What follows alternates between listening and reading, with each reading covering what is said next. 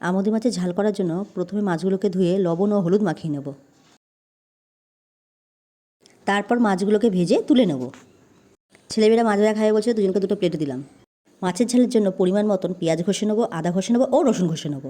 পরিমাণ মতন জিরে, হলুদ ও লঙ্কাগুলো একসাথে মিশিয়ে নেবো। 5টা কাঁচা লঙ্কা ছিঁড়ে নেবো।